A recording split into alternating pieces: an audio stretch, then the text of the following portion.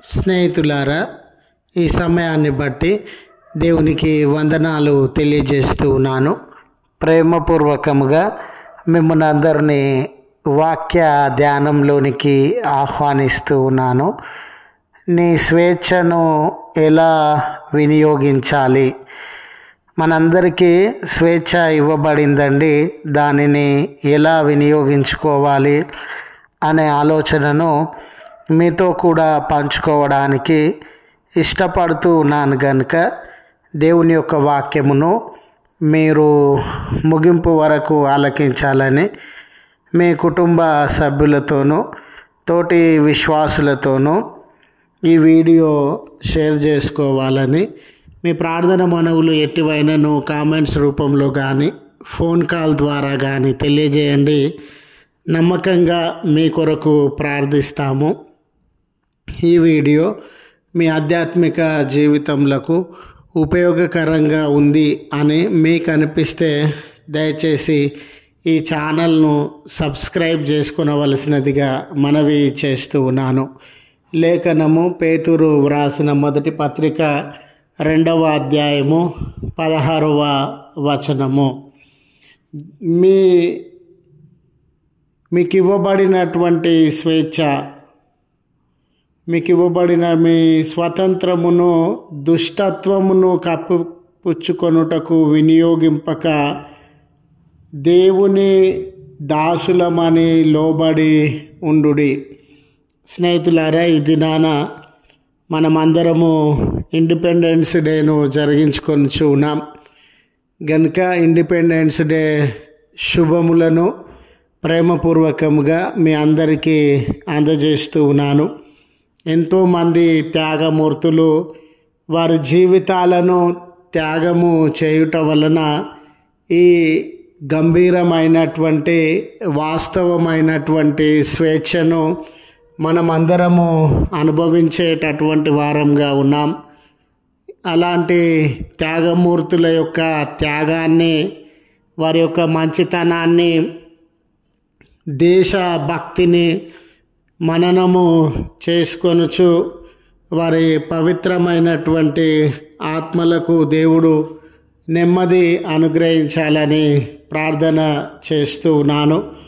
అలాగుననే దేశాన్ని దేవుడు అన్ని రంగాలలో అభివృద్ధి పరిచి సంక్షేమంలో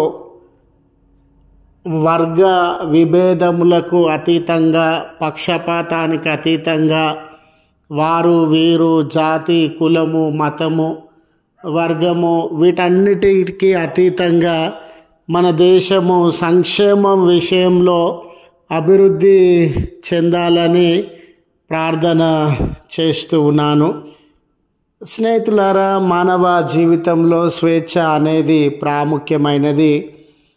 దేవుడు స్వేచ్ఛ పరులుగానే మానవుణ్ణి ఈ లోకంలో జన్మింపజేసినటువంటి వాడుగా ఉండినాడు. స్వేచ్ఛ లేని వారు ఈ రీతిగా జన్మిస్తారు, స్వేచ్ఛ ఉన్నవారు ఈ రీతిగా జన్మిస్తారు అని జననంలో తారతమ్యం లేదండి.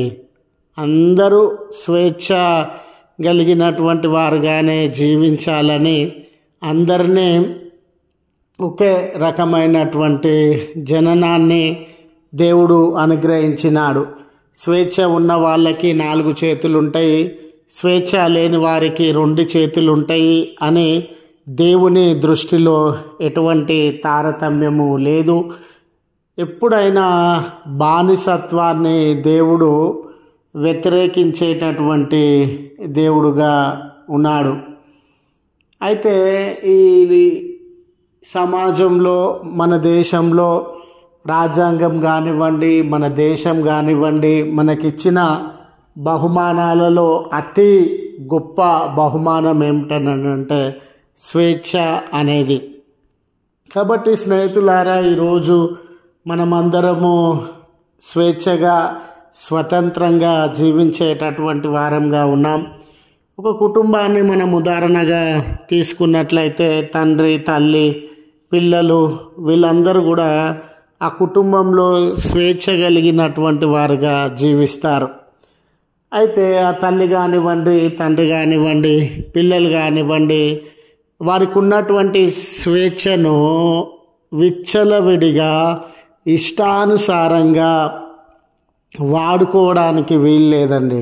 ఒక యవన కుమారుడు ఉన్నాడనుకోండి, తినే స్వేచ్ఛ తనకుంది, త్రాగే స్వేచ్ఛ తనకుండింది, మాట్లాడే స్వేచ్ఛ తనకుండింది, నిర్ణయములను తీసుకునే స్వేచ్ఛ తనకుండింది, తన అభిప్రాయములను ఏ రీతిగా ప్రవర్తించాలనే స్వేచ్ఛ తనకుండింది, ఎలాంటి అలవాట్లను కలిగి ఉండాలనే స్వేచ్ఛ తనకు ఉండింది, ఎక్కడ కూర్చోవాలి, ఎవరితో స్నేహం చేయాలి, ఏ రీతిగా ఖర్చులు చేయాలి, ఇవన్నీ స్వేచ్ఛ అతడు కలిగినటువంటి వాడుగా ఉండినాడు. అయితే తన కుటుంబంలో ఉన్నటువంటి ఆ స్వేచ్ఛను ఆ యవ్వన కుమారుడు చెడు అలవాట్లకి, చెడు ఖర్చులకి, చెడు స్నేహానికి, పాపానికి, కలహాలకి, దూషణలకి వినియోగించినటువంటి యవ్వన కుమారుడుగా ఉంటే ఆ యవ్వన కుమారుడు పతనం కావడం మాత్రమే కాదు, ఆ కుటుంబం అంతా కూడా బాధపడేటటువంటి అవకాశం ఉంటుంది. అలాగే దేశంలో వ్యక్తులుగా ఉన్నటువంటి, సమాజంలో వ్యక్తులుగా ఉన్నటువంటి, సంఘంలో వ్యక్తులుగా ఉన్నటువంటి మనందరము స్వేచ్ఛపరులమే అండి. మాట్లాడచ్చు, మన అభిప్రాయాన్ని వ్యక్తపరచవచ్చు, నిర్ణయాలు తీసుకోవచ్చు, స్నేహము చేయొచ్చు.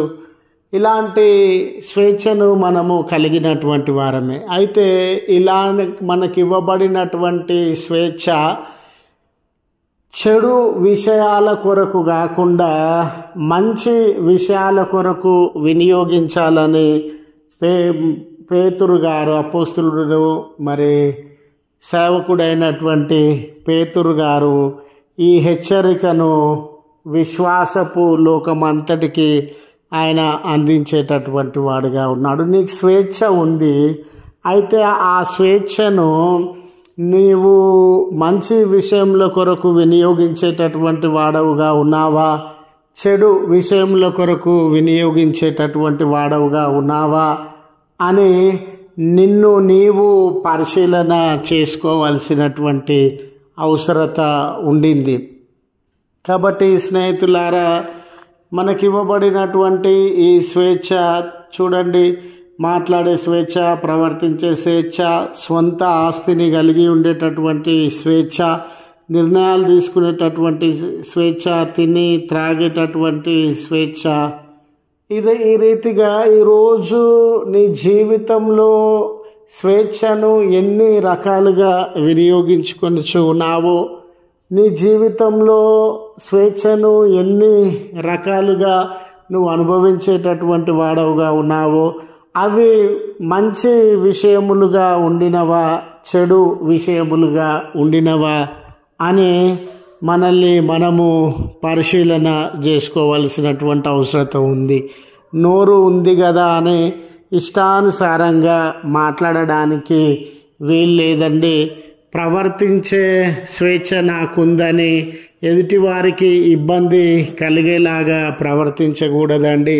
నిర్ణయాలు స్వేచ్ఛ నాకుందని నీకు ఏది నచ్చిందో, ఏది నీకు ప్రయోజనకరమైందో ఆ నిర్ణయాలు మాత్రమే, నీకేది సూటబుల్ అవుతుందో ఆ నిర్ణయాలు మాత్రమే చేయడానికి వీలు లేదండి.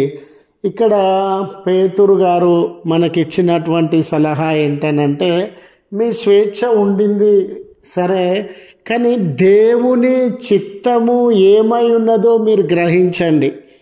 దేవుని చిత్తం అంటూ ఒకటి ఉంది. నీ ప్రవర్తన స్వేచ్ఛ కలిగిన వాడవే, కానీ నీ ప్రవర్తన ఈ రీతిగా ఉండాలి, నీ నిర్ణయాలు ఈ రీతిగా ఉండాలి, నీ మాట ఈ రీతిగా ఉండాలి, నీ యొక్క జీవితం ఈ రీతిగా ఉండాలి, నీ యొక్క క్రియలు ఈ రీతిగా ఉండాలని దేవుని చిత్తం అనేది ఒకటి ఉంది.